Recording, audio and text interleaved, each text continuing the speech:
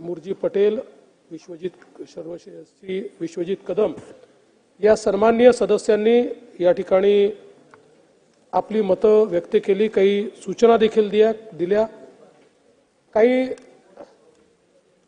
त्या भागातल्या तक्रारी देखील समोर मांडल्या।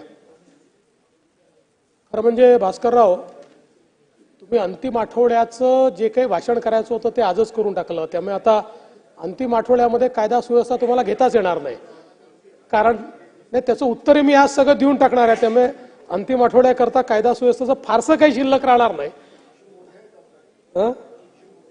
मोठे आहेत ना, आपल्या वजनाप्रमाणेच इश्यू असतात, आपले छोटे मोठे इश्यू नसतात, पण तुमचं वजन छुपं आहे। माननीय अध्यक्ष महोदय, कायदा आणि सुव्यवस्थेच्या संदर्भात चर्चा होत असताना खरं म्हणजे महाराष्ट्र हे कायदा आणि सुव्यवस्थेच्या दृष्टीनं देशामध्ये एक अतिशय चांगलं राज्य मानलं जातं, स्थैर्य असलेलं, कायदा आणि सुव्यवस्था असलेलं राज्य मानलं जातं। आणि ही गोष्ट देखील खरी आहे की महाराष्ट्रामध्ये विविध प्रकारच्या घटना या होत असतात। घटना झाल्यानंतर त्याला आपण रिस्पॉन्स कसा देतो, त्याचं डिटेक्शन होतं की नाही, कन्व्हिक्शन होतं की नाही, या गोष्टी अधिक महत्त्वाच्या असतात। जगाच्या इतिहासामध्ये असं कुठलंच राज्य नाही की ज्या ठिकाणी गुन्हे घडले नाहीत। गुन्हे घडत असतात कारण प्रवृत्ती असतात, पण गुन्हेगारी प्रवृत्तीवर आपण कारवाई करतो की नाही, हा खरं म्हणजे कायदा आणि सुव्यवस्थेचा एक महत्त्वाचा निकष असतो। आणि किती गुन्हे घडले यापेक्षाही सेफ्टीचं परसेप्शन काय आहे हे अत्यंत महत्त्वाचं असतं।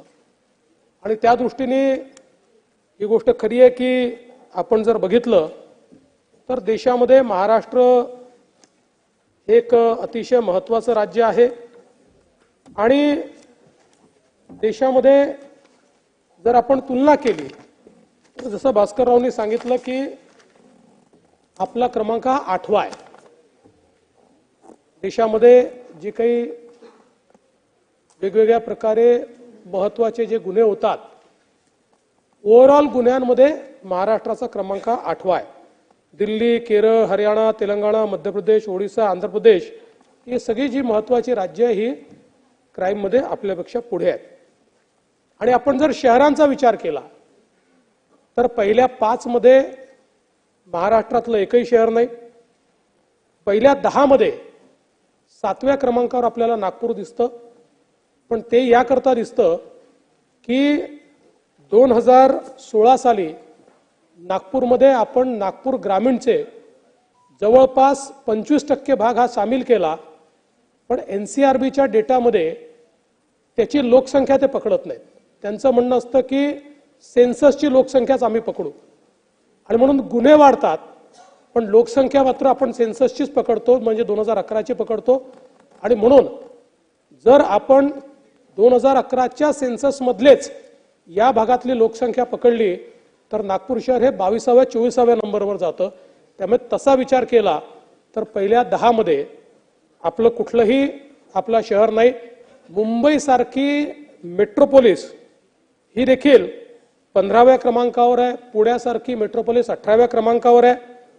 आपण बघितलं तर पहिल्या क्रमांकावर दिल्ली आहे, दुसऱ्यावर जयपूर आहे, तिसऱ्यावर इंदोर आहे, चौथ्यावर कोची आहे, 5व्यावर पटना आहे, मग लखनऊ आहे, गाझियाबाद आहे, कानपूर आहे, कोझिकोड आहे। त्यामुळे तुलनेनं महाराष्ट्रातली जी शहरं आहेत, शहरीकरण इतक्या मोठ्या प्रमाणात झाल्यानंतर, विकास इतक्या मोठ्या प्रमाणात झाल्यानंतर देखील कायदा आणि सुव्यवस्था ही आपल्याला या ठिकाणी एक प्रकारे चांगल्या पद्धतीची पाहायला मिळते। हे होत असताना आपण जर बघितलं तर माननीय अध्यक्ष महोदय, यामध्ये आता मी फार डिटेलमध्ये सगळ्या जाणार नाही, पण एकूण जर गुन्ह्यांची संख्या आपण बघितली, म्हणजे मी नेहमी इतके वर्ष माझ्या भाषणात सांगतो की स्टॅटिस्टिक्स हे महत्त्वाचं नसतंच। Statistics is always misleading. Perception काय हे अधिक महत्त्वाचं असतं, तरी देखील काही गोष्टी या स्टॅटिस्टिक्सनेच सांगाव्या लागतात। म्हणून मी सांख्यिकी आपल्या पुढे ठेवतो की 2024 मध्ये 2023च्याशी आपण जर तुलना केली तर गुन्ह्यांमध्ये 2586 ची घट आहे, त्याच्यामध्ये वाढ नाही आहे. आणि सदरची घट जी आहे ही आपल्याला खून, दुखापत, दरोडा, जबरी चोरी, घरफोडी, चोरी, दंगल, फसवणूक इत्यादी हेडमध्ये मोठ्या प्रमाणात घट झालेली पाहायला मिळते. काही गोष्टींमध्ये वाढ झालेली पाहायला मिळते. आणि त्यात महत्त्वाची वाढ कशात आहे तर विनयभंग आणि बलात्कार या दोन संज्ञांमध्ये आपल्याला वाढ झालेली पाहायला मिळते. पण सातत्याने आपण जर बघितलं तर जेव्हापासून 2013 साली आपण निर्भयानंतर या संपूर्ण क्राईमची डेफिनेशन बदलली आणि त्याला अपग्रेड केलं. म्हणजे पूर्वी ज्या गोष्टींना आपण विनयभंगाच्या संज्ञेत पकडायचो त्याला आता बलात्काराच्या संज्ञेत पकडलं जातं. आपण 13 साली अमेंडमेंट केली आणि अमेंडमेंट करून आपण एक एक स्टेप, जेव्हा निर्भयाची घटना झाली तेव्हा आयपीसीत अमेंडमेंट झाली आणि त्या अमेंडमेंटमध्ये पूर्वी आपण ज्या घटनांना विनयभंगाचं कलम लावायचो त्या घटनांना 2013 पासून आपण बलात्काराचं कलम लावतो, त्याच्या खालच्याला आपण विनयभंगाचं कलम लावतो. कडक केले आपण. त्याच्या डेफिनेशन जे आहेत त्या अतिशय कडक आपण डेफिनेशन केल्या आणि आपण फ्री रजिस्ट्रेशन ऑफ कंप्लेंट केलं. फ्री रजिस्ट्रेशन ऑफ कंप्लेंट म्हणजे कुठलीही कंप्लेंट आली तर ती आधी रजिस्टर करायची. मग यातल्या अनेक कंप्लेंटमध्ये नंतर असं लक्षात येतं की लग्नाचं आमिष दाखवलं होतं, त्यांचं कमिटेड रिलेशनशिप होती, नंतर मग कोर्टात गेल्यानंतर ते सांगतात की आता आमचं मिटलेलं आहे. पण फ्री रजिस्ट्रेशन आणि म्हणून 2013 पासून जर आपण बघितलं तर एकही वर्ष असं नाही, 13च्या वर्षी 12च्या तुलनेत प्रचंड वाढ झाली आहे आणि त्यानंतर दरवर्षी कन्सिस्टंट वाढ आहे. पण ही जी वाढ आहे ही एक प्रकारे चिंताजनक जरी असली तरी दुसऱ्या प्रकारे समाधानकारक आहे. याचं कारण काय आहे तर यापूर्वी आपण जर बघितलं तर समाजामध्ये या घटनांची नोंद करणं हा एक सोशल टॅबू होता. समाजाचं प्रेशर असायचं आणि त्या समाजाच्या प्रेशरमुळे अनेक वेळा अशा प्रकारे त्या ठिकाणी घटना दाखल व्हायच्या नाहीत. म्हणजे मला आपल्याला या निमित्ताने सांगितलं पाहिजे की हे का महत्वाचं आहे जे मी सांगतोय.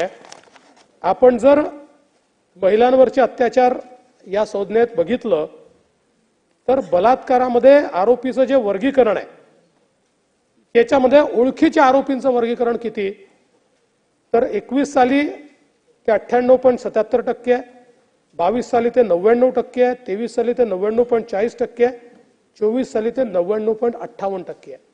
म्हणजे फक्त 0.42% बलात्कार किंवा अशा प्रकारच्या घटना अनोळखी लोकांनी केलेल्या आहेत आणि 99.58% या ओळखीच्या लोकांनी केलेले बलात्कार आहेत. आणि म्हणूनच जरी या घटनाचं रजिस्ट्रेशन वाढत असलं तरी आपण हे लक्षात घेतलं पाहिजे की समाजामध्ये आता महिला बोलू लागल्या आणि घरचे लोक तुम्ही कंप्लेंट करू नका, लग्न होणार नाही, समाज काय म्हणेल याच्या पलीकडे चाललेला आहे. ही या संदर्भात समाधानाची बाब आहे. आणि महत्वाचं हे आहे की याच्यामध्ये आता आपण जर बघितलं तर मोठ्या प्रमाणात जे काही चार्जशीट आहे त्या चार्जशीट अत्यंत वेगानं आपण आता या ठिकाणी दाखल करतो. 60 दिवसामध्ये चार्जशीट दाखल करणे या संदर्भात आता आपला जो काही रेट आहे हा 90% वर गेलाय. म्हणजे 90% केसेसमध्ये आपण 60 दिवसाच्या आत आणि आपला प्रयत्न आहे की 100% केसेसमध्ये आपल्याला 60 दिवसाच्या आत तो त्या ठिकाणी न्यायचा आहे. आणि मला या निमित्ताने रायगडचं अभिनंदन करायचं आहे. म्हणजे तिथल्या पोलिसांचे अभिनंदन करायचं आहे आणि रायगडच्या कोर्टाचे अभिनंदन करायचं आहे. नुकतंच मागच्या आठवड्यामध्ये रायगडच्या मांडवा पोलीस स्टेशनमध्ये विनयभंगाचा गुन्हा घडला. विनयभंगाचा गुन्हा घडल्यानंतर 24 तासात पोलिसांनी चार्जशीट दाखल केली आणि त्याच्यानंतर 24 तासात कोर्टाने गुन्हेगाराला शिक्षा दिली. म्हणजे 48 तासामध्ये हां, त्या ठिकाणी शिक्षा दिली. मला असं वाटतं की यातनं एक गोष्ट आपण लक्षात घेतली पाहिजे, आहे ते कायदे देखील पूर्ण आहेत.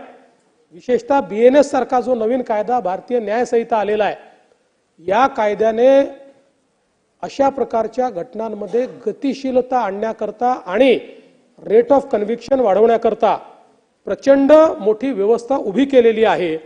आणि म्हणून मला असं वाटतं की पोलीस, प्रॉसिक्युशन आणि कोर्ट या तिघांनीही जर गांभीर्याने काम केलं तर आपण रेट ऑफ कन्व्हिक्शन वाढवू शकतो आणि याचा वेग देखील आपण या ठिकाणी मोठ्या प्रमाणात वाढवू शकतो. आज आपण जर बघितलं तर विशेषतः बलात्काराच्या घटनांमध्ये मी सांगितलं 60 दिवसात निर्गतीचं जे प्रमाण आहे ते 94% आहे यावर्षी. म्हणजे आपण विचार करा आपण किती वाढ त्याची होत गेली आहे.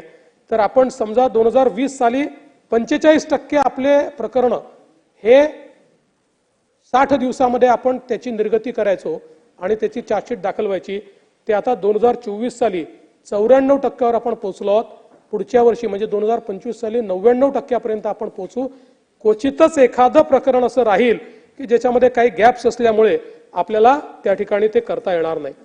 अनेक महिलांवरच्या घटनांना प्रतिबंध करण्याकरता योजना आपण केल्या आहेत. त्यामध्ये पोलीस आयुक्तालय आणि अधीक्षक स्तरावर घटक प्रमुख स्तरावर आपण महिला सहाय्यता कक्षाची एक स्थापना केलेली आहे. म्हणजे खालच्या स्तरावर नाही, घटक प्रमुख जे आहेत त्या स्तरावर आपण ते केलेलं. आणि प्रत्येक पोलीस ठाण्याला म्हणजे सातत्याने मागणी येते की महिला पोलीस स्टेशन उघडा. आपण कॉन्शियस निर्णय घेतला, एक महिला पोलीस स्टेशन उघडायचं, तिथे 0चा FIR दाखल करायचा, तिथनं पोलीस स्टेशनला पाठवायचं, किंवा तिथेच जर प्रत्येक महिलांवरच्या गुन्ह्याची उलगडा करायचा असेल तर मग जॉग्राफिकल लोकेशनला कुठेही असतील तरी त्यांना तितक्या दूर त्या पोलीस स्टेशनला जावं लागेल. आणि म्हणून आपण मागच्या काळात कॉन्शियस निर्णय घेतला की प्रत्येक पोलीस स्टेशनमध्ये महिला एक डेडिकेटेड असा सेल आपण तयार केलेला आहे.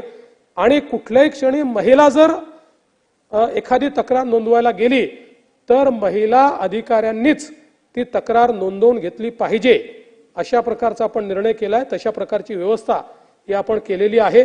आणि यासोबत विशेष न्यायालय आपण काही कार्यरत केले आहेत. आता नुकतंच लक्षात आलं की कारण शेवटी महिलांवरचे विशेष न्यायालय जे आहेत हे डेझिग्नेट माननीय उच्च न्यायालय करतं. आता आपल्याकडे त्या न्यायालयातले न्यायाधीश बदली झाले, काही ठिकाणी रिटायर झाले. आणि त्यामुळे असं लक्षात आलं की मंजूर न्यायालयात मोठ्या प्रमाणात पण कार्यरत न्यायालय कमी आहेत. आणि म्हणून परवाच मी जी मुख्यमंत्री आणि मुख्य न्यायाधीश बैठक झाली त्या बैठकीत हा विषय फ्लॅग केला आणि मला माननीय मुख्य न्यायाधीशांनी त्या ठिकाणी आश्वस्त केलं की तात्काळ जेवढे महिलांच्या संदर्भात आणि पॉक्सोच्या संदर्भात जेवढे न्यायालय मंजूर आहेत ते सगळे न्यायालय कार्यरत होतील एवढं त्या ठिकाणी जे काही आपले जे जजेस आहेत अपॉइंट करायचे आहेत ते आम्ही तात्काळ अपॉइंट करू, अशा प्रकारे त्यांनी आपल्याला या ठिकाणी सांगितलेलं आहे. दुसरं आपण दामिनी पथक, निर्भया पथक, भरोसा सेल अशा अनेक गोष्टी याच्यामध्ये सुरू केलेल्या आहेत ज्यातनं अल्पवयीन मुलींना आधार मिळावा. म्हणजे आता मोठ्या प्रमाणात आपण शाळा कॉलेजेसमध्ये आपल्या महिला पोलिसांनी जावं, PSI महिलांनी जावं, त्या ठिकाणी संवाद करावा, अशा प्रकारचा उपक्रम सुरू केला. आणि काही जिल्ह्यांनी हा उपक्रम अतिशय चांगल्या प्रकारे त्या ठिकाणी राबवलेला आहे. मनोधैर्य योजनेच्या अंतर्गत देखील आपण अर्थसहाय्य करतो. आणि निर्भया फंडाचा एक विषय कोणीतरी मगाशी मांडला होता, त्या संदर्भात मी सांगू इच्छितो की 250 कोटी रुपये आपल्याला मिळाले होते, त्यापैकी 235 कोटी आपण खर्च केलेले आहेत आणि उरलेले 15 कोटीही आपण वेळेत त्या ठिकाणी खर्च करणार आहोत. त्यामुळे ते पैसे खर्च होत नाही किंवा केले नाहीत अशा प्रकारचं हे काही योग्य नाहीये. 112 आपला जो नंबर आहे या नंबरच्या माध्यमातून तातडीनं महिलांना जी काही मदत मिळाली पाहिजे किंवा इतरांनाही मदत मिळाली पाहिजे या संदर्भात आता रिस्पॉन्स टाइम मध्ये देशामध्ये आपण दुसऱ्या क्रमांकावर आलो आहोत. आणि आपण सांगतो म्हणून नाही तर हा जो काही रिस्पॉन्स टाइम आहे हा केंद्र सरकारशी लिंक्ड आहे. कारण आता सगळं आपलं CCTNS मुळे आणि आपली सगळ्या सिस्टीम डिजिटल असल्यामुळे प्रत्येक गोष्ट रेकॉर्ड होते.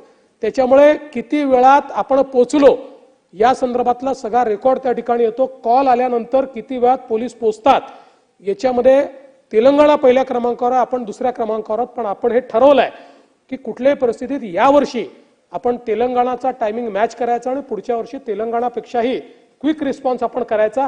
त्या दृष्टीने ज्या इन्फ्रास्ट्रक्चर गॅप्स आहेत त्या गॅप्स पूर्ण करण्याचा प्रयत्न हा आपण या ठिकाणी करतो आहोत. अनैतिक मानवी वाहतूक या संदर्भात आपण एक समन्वय कक्षाची स्थापना केलेली आहे. विशाखा समिती आपण स्थापन केली आहे.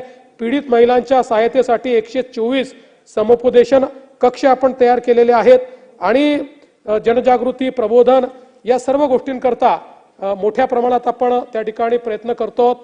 लहान मुलींचे लैंगिक अत्याचार जे आहेत या संदर्भातही आपण मोठ्या प्रमाणात काम सुरू केलं आणि सगळ्यात महत्त्वाचं जे आपल्या पोलिसांनी चांगलं काम केलेलं आहे ते म्हणजे ऑपरेशन मुस्कान, जे आपण 2016 पासून सुरू केलं, 15 पासून, आणि 2015 पासून 2023 पर्यंत 12 ऑपरेशन मुस्कान आपण केले आणि याच्या अंतर्गत 38,910 लहान मुलं आणि मुली यांचा शोध घेऊन त्यांना त्यांच्या घरापर्यंत आपण पोहोचवलं. आणि महाराष्ट्राने हा जो ऑपरेशन मुस्कान केलेला आहे याला देश पातळीवर देखील खूप मोठ्या प्रमाणात केंद्र सरकारने त्याची तारीफ केली आहे आणि इतर राज्यांनाही त्या संदर्भात कारवाई करण्याकरता सांगितलेलं आहे. एक स्पेशल टास्क फोर्स देखील पॉस्कोच्या संदर्भात आपण केलेला आहे आणि पॉस्कोच्या संदर्भात चार्जशीट वगैरे वेळेत झाली पाहिजे या संदर्भात आपण प्रयत्न करतो. एक 1098 ही एक टोल फ्री अशा प्रकारची व्यवस्था देखील आपण या निमित्ताने सुरू केलेली आहे. आणि म्हणून मला असं वाटतं की मोठ्या प्रमाणात हे काम आज आपल्याकडे होताना आपल्याला पाहायला मिळतं आहे. आज आपण जर बघितलं तर गुन्ह्याच्या संदर्भात मी आपल्याला सांगितलेलं आहे. यासोबत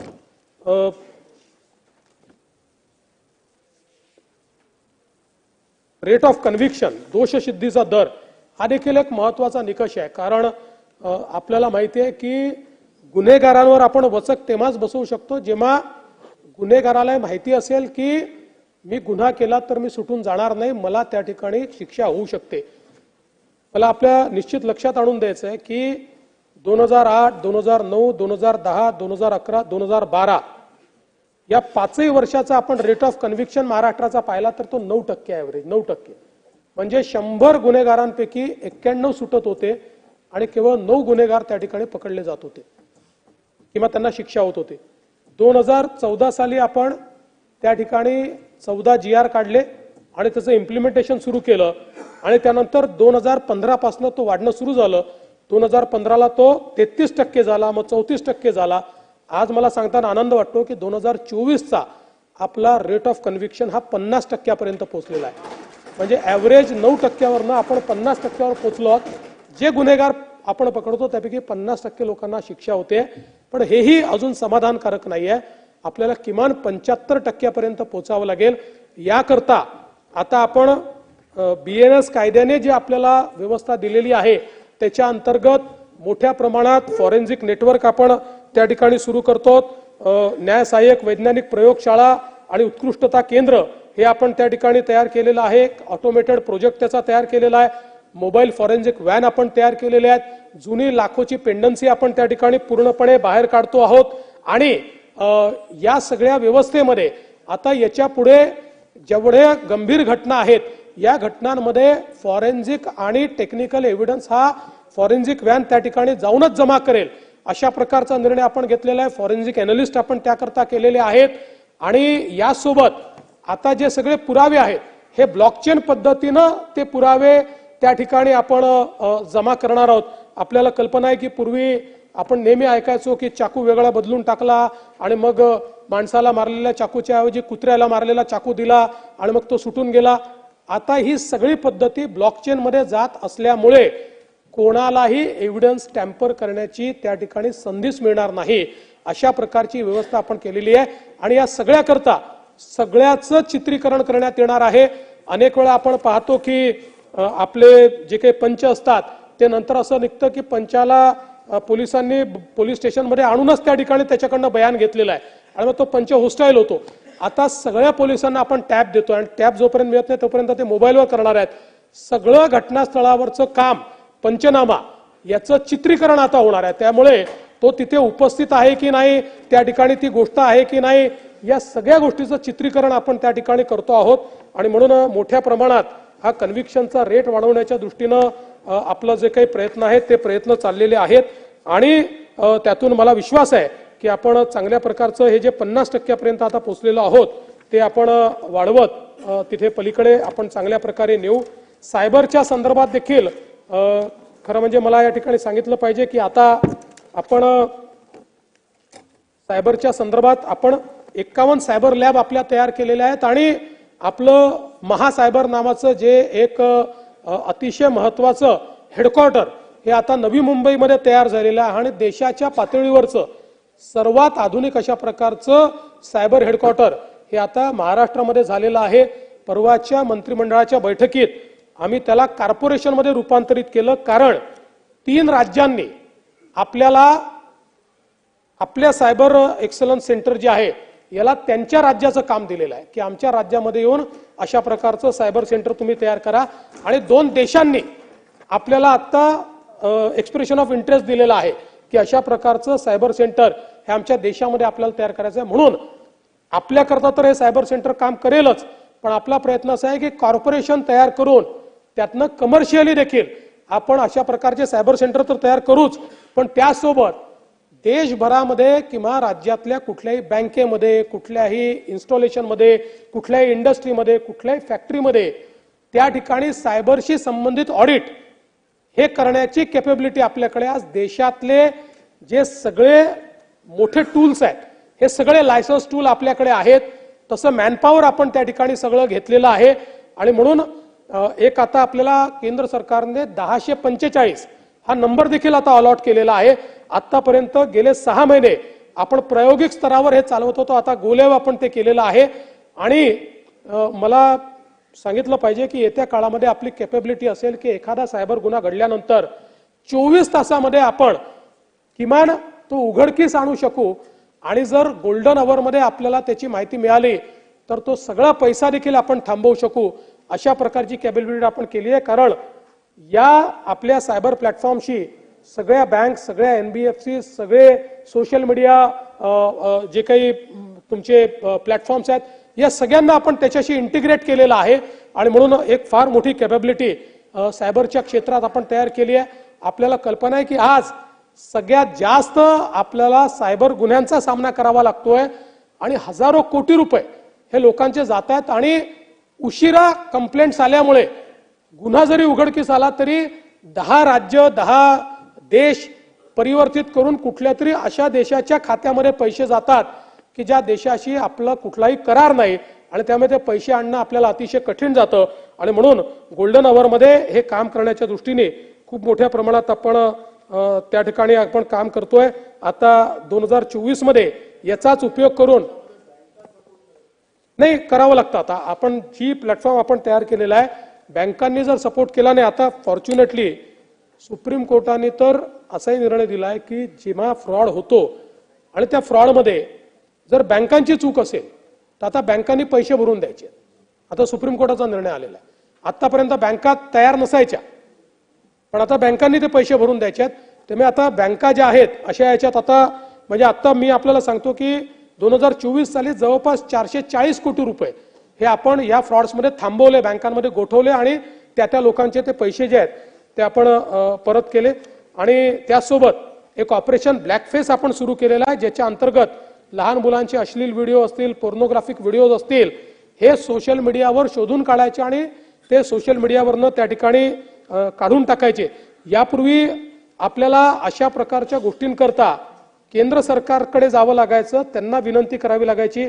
उदाहरणादाखल एखादा सेन्सिटिव्ह कम्युनल अशा प्रकारचा एखादी गोष्ट टाकल्यानंतर आपल्याला सेंट्रल गव्हर्नमेंटकडे जावं लागायचं, त्यांच्याकडे आपल्याला विनंती करावी लागायची, मग ते त्या सोशल मीडिया प्लॅटफॉर्मला विनंती करायची आणि अनेक वेळा मग शनिवार रविवार आला की ते सांगायचे आम्ही शनिवार रविवारी काम करत नाही, आम्ही सोमवारी काम करू आणि मग त्याचा परिणाम असा व्हायचा की इकडे तर दंगली घडून जायच्या।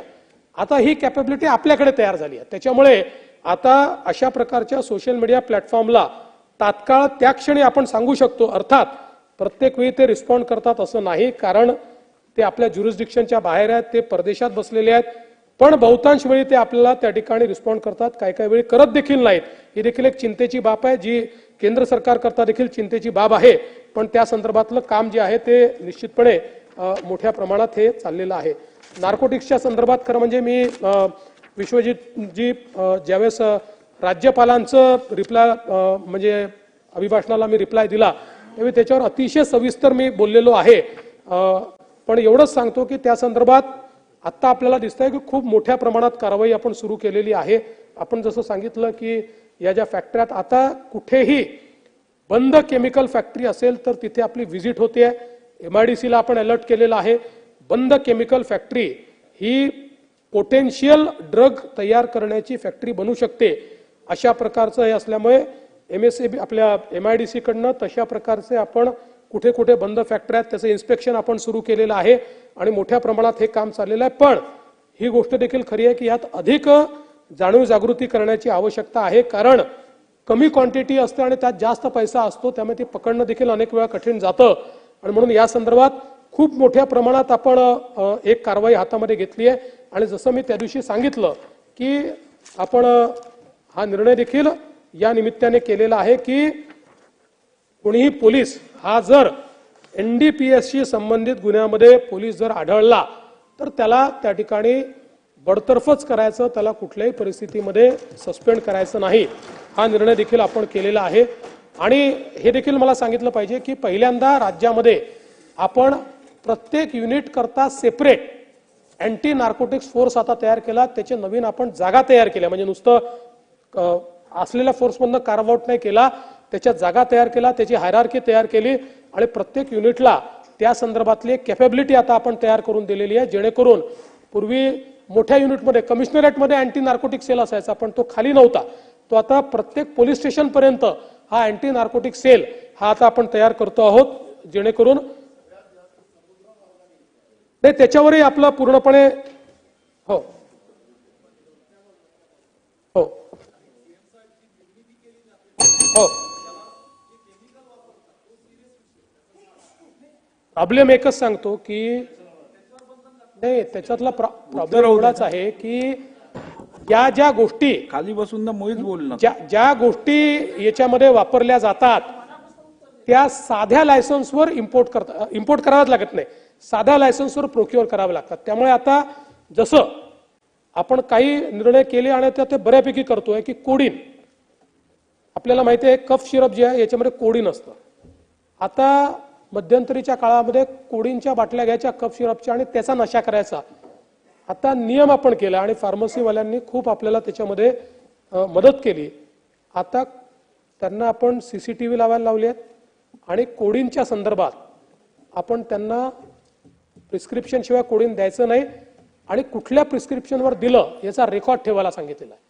त्यामुळे कुठेही आपण इन्स्पेक्शन केल्यानंतर आपल्याला त्याचा रेकॉर्ड आता पाहता येतो आणि याच्यामुळे कोडीनचं इम्पोर्ट हे अचानक आपण पाहिलं असेल तर कमी झालेलं आहे. त्यामुळे त्याच्यावर आपण तशा प्रकारे करतोय. पण हे जे आज सिंथेटिक ड्रग्ज आहेत ज्याच्यामुळे तरुणाई पण खराब होते, हे सिंथेटिक ड्रग तयार करणं फार सोपं आहे.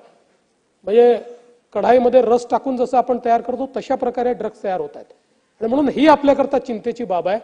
याच्याकरता काही खूप एक्झॉटिक केमिकल्स वगैरे काही लागत नाहीत, साध्या केमिकलने तयार होतात. म्हणून याच्यावर आपल्याला इंटेलिजन्सच्या मदतीनेच कारवाई करावी लागते, ती आपण करतो आहोत. आणि याच्याशी संबंधित जे केमिकल्स आहेत ते कोण कोण त्या ठिकाणी कोणाकडे लायसन्सेस आहेत ते बरोबर वापरतायत की नाही या संदर्भातही इंटेलिजन्स जमा करण्याचं काम आपण या ठिकाणी करतोय. मला एक गोष्ट अजून या ठिकाणी सांगितली पाहिजे की जी नॅशनल फॉरेन्सिक लॅबोरेटरी आहे या नॅशनल फॉरेन्सिक लॅबोरेटरीनी आता national forensic science university not laboratory या नॅशनल फॉरेन्सिक सायन्स युनिव्हर्सिटीने आपले 3 केंद्र युनिव्हर्सिटी 3 ठिकाणी तयार करण्याचं ठरवलं आहे. त्याच्यामध्ये एक महाराष्ट्रामध्ये देखील आता त्यांनी कालच 18 मार्चला नोटिफिकेशन काढलं. एक महाराष्ट्रामध्ये, एक छत्तीसगडमध्ये आणि एक ओडिसामध्ये त्या ठिकाणी अशा प्रकारे ही महाराष्ट्रामध्ये नागपूरमध्ये ही आपली नॅशनल फॉरेन्सिक सायन्स युनिव्हर्सिटी ही त्या ठिकाणी तयार करण्याचा केंद्र सरकारने निर्णय घेतलेला आहे. याच्यामुळे फॉरेन्सिक सायन्समध्ये खूप मोठी कॅपेबिलिटी आपल्याकडे तयार होईल आणि त्यातनं गुन्हे जे आहेत त्या गुन्ह्यांच्या अन्वेषणामध्ये आपल्याला एक महत्त्वाचा फायदा हा त्या माध्यमातून मिळेल. यासोबत आपण जर बघितलं तर आता आपण आर्टिफिशियल इंटेलिजन्समध्ये देखील खूप मोठ्या प्रमाणात मार्वल नावाची एक प्रणाली विकसित केली आहे ज्याच्यामध्ये Maharashtra advance research and vigilance for advance law enforcement limited अशा प्रकारे मार्वल ही आपण IIMच्या सोबत तयार केलेली अशा प्रकारची आपली एक खूप महत्त्वाची कंपनी आहे. या कंपनीच्या माध्यमातून आपण इतकी मोठी कॅपॅबिलिटी तयार केलेली आहे की ज्यातनं आज केवळ पोलीस विभागाला नाही तर आपल्या कुठल्याही विभागाला AI मध्ये कुठल्याही प्रकारची मदत लागली तरी ती मदत आपण या ठिकाणी करतो. AI आणि मशीन लर्निंग या दोन्हीचं मॉडेल आपण तयार केलेलं आहे. भारत निवडणूक आयोगाने देखील आपली मदत ही इलेक्शनच्या काळामध्ये या मार्वलच्या माध्यमातून त्या ठिकाणी घेतलेली आहे. याच्यामध्ये smart city CCTV surveillance analysis आहे. याच्यामध्ये सीमा चौक्यांवर संशयास्पद वाहनांच्या हालचालीवर लक्ष ठेवणे आहे. बेकायदेशीर वितरणाचे सूचक विसंगत वर्तन ओळखण्याची आणि मद्य उत्पादनाचे निरीक्षण करणे या सगळ्या गोष्टी याच्यामध्ये आहेत. आणि यासोबत आपण आता AIचा उपयोग करून म्हणजे मी एक आपल्याला उदाहरण सांगतो की मध्यंतरीच्या काळामध्ये नंदुरबारमध्ये एक घटना झाली आणि त्या घटनेमध्ये अतिशय अंधुक अशा प्रकारचा ज्याने मर्डर केला त्याचा फोटो आला आणि त्याच्या मोटरसायकलची नंबर प्लेट देखील ठीक आली नाही. पण आपण या AIचा उपयोग केल्यावर त्याचं एक्झॅक्ट स्केच आपल्याला तयार करता आलं आणि ती जी अर्धवट नंबर प्लेट म्हणजे तिरपी जी आली होती ती नंबर प्लेट देखील योग्य प्रकारे AIतनं रिकन्स्ट्रक्ट झाली आणि त्यामुळे 48 तासामध्ये तो आरोपी आपण त्या ठिकाणी पकडू शकलो. तर अशी AIची कॅपॅबिलिटी ही आपण या ठिकाणी तयार केलेली आहे. आणि यातनं आपण आता वेगवेगळ्या विभागांना जी आपण त्यातनं मदत देतोय त्यामध्ये परिवहन विभाग आहे, वन विभाग आहे, कारागृह विभाग आहे, राज्य उत्पादन शुल्क विभाग आहे आणि मत्स्य व्यवसाय असे हे जे सगळे विभाग आहेत ज्यांचा लॉ एन्फोर्समेंटची कुठल्या ना कुठल्या पद्धतीनं म्हणजे मासेमारी करणारे बोटी वगैरे याचा लॉ एन्फोर्समेंटशी संबंध आहे. अशा सगळ्या विभागांना आपण त्यातनं मदत करतो आहोत. आणि जवळपास याच्यामध्ये AI powered object detection, AI powered CCTV footage विश्लेषण, CDR, IPDR, TDR, AI powered chatbot विश्लेषण, स्मार्ट ऑप्टिकल कॅरेक्टर रिकॉग्निशन, चॅटबॉटने संचयित ट्रॅकिंग, भौगोलिक मॅपिंग विश्लेषण सक्षम करणे. म्हणजे मी आपल्याला उदाहरण सांगतो की आपण जर बघितलं तर आता एखादा व्यक्ती पळून गेलेला आहे त्याला शोधण्याकरता 1 महिन्याचं 10 वेगवेगळ्या शहरातलं CCTV फुटेज 1 महिन्याचं 10 वेगवेगळ्या हे जर आपण AIला दिलं या ठिकाणी आपण जी कॅपेबिलिटी उभी केली आहे तर जिथे जिथे फेस रिकॉग्निशन कॅमेरे सगळीकडे आहेत आपल्याकडे त्या कुठल्याही फेस रिकॉग्निशन कॅमेऱ्यात तो आला असेल तर 5 ते 10 मिनिटांमध्ये हे AI टूल या 10 शहरातलं 1 महिन्याचं संपूर्ण CCTV नेटवर्क हे त्या ठिकाणी ट्रॅक करतं आणि कुठेही तो व्यक्ती आणि त्यांनी चेहरा म्हणजे त्यांनी कटिंग केली असेल, त्यांनी मिशी काढली असेल, त्यांनी दाढी वाढवली असेल तरीही आपण त्याला रिकॉग्नाइज करू शकतो, त्याला आपण पकडू शकतो. अशा प्रकारची कॅपेबिलिटी ही या ठिकाणी तयार झाली आहे. दुसरं आपल्याला माहिती आहे डेटा मायनिंग आपल्याला करावं लागतं CDRचं वगैरे. आता अनेक वेळा 3-3, 4-4 वर्षापूर्वीचं एखादी घटना असते त्यावेळी डेटा मायनिंग करण्याकरता पूर्वीची पद्धत आपली जी होती ती आपल्याला मॅन्युअली करावं लागायचं. त्यामुळे आता 1 वर्षाचा डेटा जर आपल्याला मॅन्युअली त्या ठिकाणी त्याचं मायनिंग करायचं असेल तर त्याला किती आपल्याला पण आता हे जे टूल आपण तयार केलेले आहेत डेटा मायनिंगचे याच्यामुळे काही मिनिटांमध्ये आपण हा डेटा त्याला दिला की त्याचं मायनिंग करून त्या डेटातनं आपल्याला रिलेव्हंट डेटा हे AI टूल आपल्याला तयार करून देतं. आणि म्हणून मार्वल ही जी काही आपण एक व्यवस्था उभी केलेली आहे या व्यवस्थेतनं मोठ्या प्रमाणात आपण काम करतो. CCTVच्या संदर्भात आपण आता चांगल्या प्रकारची व्यवस्था सगळीकडे उभी करतो आहोत आणि CCTV मध्ये आर्टिफिशियल इंटेलिजन्सचा उपयोग आपण करतो आहोत आणि यासोबत याच CCTVचा उपयोग करून ट्रॅफिक मॅनेजमेंटमध्ये देखील आपण त्याचा उपयोग आता पुढच्या काळामध्ये चालू केलेला आहे. आपल्याला आज जे काही मॉड्यूल्स आपण एक गुगल सोबत करार केलेला आहे आणि त्या करारामध्ये आपण एक centre of excellence in AI Google सोबत तयार केलेला आहे. या centre of excellence in AI मध्ये समजा पुणे शहर आहे, पुणे शहरात ट्रॅफिकचे मोठे प्रॉब्लेम्स आहेत. गेल्या 1 वर्षाचं जे काही CCTVचं फीड आहे हे जर आपण त्याला दिलं जे दिलंय आपण तर त्याच्या आधारावर कुठल्या स्पॉटला जास्त ट्रॅफिक जाम्स होतात, कुठल्या काळामध्ये होतात, काही असे सण असतात किंवा काही एखादा काळ असतो किंवा काही सुट्ट्यांचे काळ असतात, कुठल्या टाइमला होतात, असं सगळं प्रेडिक्टिव्ह अनालिसिस करून आणि त्याच्यावर आपण काय उपाययोजना केली पाहिजे किंवा कसं डायव्हर्शन केलं पाहिजे अशा प्रकारचं आपल्याला त्यातनं जे आहे ते मिळतं. त्यामुळे CCTVच्या नेटवर्कचा आपण अतिशय चांगला उपयोग हा या निमित्ताने आता करतो आहोत. डायल 112च्या संदर्भात मी हे सांगितलेलंच आहे. खरं म्हणजे काही मुद्दे अजून या ठिकाणी आले. त्यातला एक महत्त्वाचा मुद्दा की पोलीस फोर्समध्ये आपल्या किती जागा रिकाम्या आहेत. तर मी भास्करराव सांगतो की आपल्या पोलीस फोर्समध्ये फक्त 10,500 जागा रिकाम्या आहेत. हा, आणि त्यात दरवर्षी होतात 7 ते 8,000 जागा दरवर्षी रिकाम्या होतात. पण मला हे सांगताना आनंद वाटतो की आपण गेल्या 3 वर्षामध्ये 35,802 पोलिसांना भरती केलेला आहे. हा महाराष्ट्राच्या इतिहासातला रेकॉर्ड आहे. 35,000ची भरती आपण ही पूर्ण केलेली आहे. आता पुन्हा नव्याने भरती आपण त्या ठिकाणी काढतो. त्यामुळे रिटायरमेंटची मॅच करणारी भरती ही आता आपल्याकडे होते. काही फार कुठली गॅप ही आपल्याकडे नाही आहे. PSI मध्येही गॅप ही आता बऱ्यापैकी आपण कमी केलेली आहे. साधारणपणे आपण बघतो PSI मध्ये 500-600ची गॅप नेहमी असते, ती पण आपण कमी केलेली आहे. त्यामुळे आता पोलिसांच्या एकूण संख्येमध्येही कुठे कमतरता नाही आहे.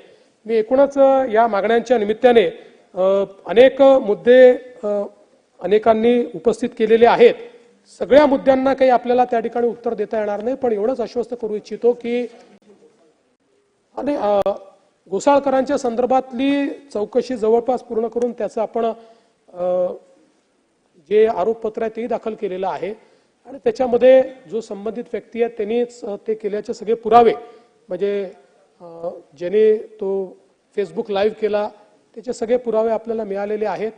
आता त्याच्यामध्ये हे साहजिक आहे की कुटुंबाला क्लोजर हवं असतं. त्यामुळे कुटुंबाला असं वाटतं की याच्यात अजून काही आहे का. तर म्हणूनच मी पोलिसांना सांगितलं की जरी आपण त्या संदर्भात काय म्हणतात त्याला चार्जशीट दाखल केली असली तरी देखील तुम्ही चौकशी बंद करू नका. याचे काही अजून अँगल सापडतात का ते आपण बघा. तशा प्रकारचं अँगल काही असतील तर ते बघणं आमचं चाललेलं आहे. एक मुद्दा अजून या ठिकाणी मला असं वाटतं नानाभाऊ आपण बसल्या बघला रोहित पवारांनी मांडला की CP वेगळं बोलले आणि मी असं बिलकुल नाही. CPंनी हे सांगितलं की हे प्री प्लॅन होतं की नाही या संदर्भात आम्ही चौकशी करतो आहोत. या संदर्भात आम्ही त्याची माहिती घेतो आहोत. अजून आम्ही अंतिम निष्कर्षाला आलेलो नाही नागपूरच्या प्रकरणात. त्यामुळे CP वेगळं बोलले मी वेगळं. CP जे ब्रीफ करतात तेच इथे आपण बोलत असतो. काय फार आपण वेगळं बोलत नाही. त्यांच्याचकडनं आपल्याकडे ब्रीफिंग येतो. आणि मी पुन्हा सांगतो नागपूरच्या प्रकरणामध्ये ज्यांनी पोलिसांवर हल्ला केलेला आहे त्यांना कबरीतने खोदून काढू, सोडणार नाही. बाकी सगळ्या गोष्टी क्षम्य आहेत, पण पोलिसांवर हल्ला हा क्षम्य नाही.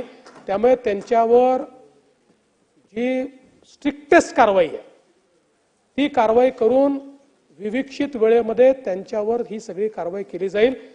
पण आता नागपूर शांत आहे. नागपूर तसं शांततेकरताच प्रसिद्ध आहे. 1992 नंतर नागपुरात ते आणून घेऊ, नंतर मांडा. त्यामुळे 1992 नंतर नागपूरमध्ये कधीही दंगल झालेली नाही. त्यामुळे परवाचा झालेला इन्सिडन्स हा काही लोकांनी याच्याकरता काही हा समाज तो समाज असं नाही, पण काही लोकांनी हा जाणीवपूर्वक केलेला त्या ठिकाणी लक्षात येतो. कारण जसं त्या ठिकाणी औरंगजेबाची कबर जाळली गेली आणि त्याच्यावर कुठली आयात लिहिलेली नव्हती, कुठलीच नाही. त्याचं नीट आम्ही व्हेरिफिकेशन केलं, त्याला मॅग्निफाय करूनही व्हेरिफिकेशन केलं. पण जाणीवपूर्वक आयाती जाळल्या अशा प्रकारचे त्या ठिकाणी मेसेजेस फिरवण्यात आले आणि त्यातून अशा प्रकारची घटना पुढची जी काही आहे ती घडलेली आहे. आणि म्हणून अशा प्रकारे जे लोक सामाजिक स्वास्थ्य बिघडवतात, जाणीवपूर्वक अशा प्रकारच्या अफवा पसरवतात, त्यांनाही दोषी धरण्यात येईल आणि त्याची कारवाई झालेली आहे. काही लोकांना पकडलेलं देखील आहे.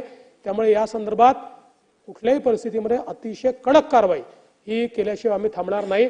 मी पुन्हा एकदा सभागृहाला या निमित्ताने आश्वस्त करू इच्छितो की कायदा आणि सुव्यवस्थेच्या निमित्ताने निश्चितपणे अनेक चॅलेंजेस आपल्या समोर आहेत, पण राज्य सरकार ते चॅलेंजेसला सामोरं जाऊन त्यातनं राज्यातल्या जनतेला चांगल्यात चांगलं कायदा आणि सुव्यवस्थेची परिस्थिती कशी असेल राखता येईल असा प्रयत्न राज्य सरकार निश्चितपणे करते.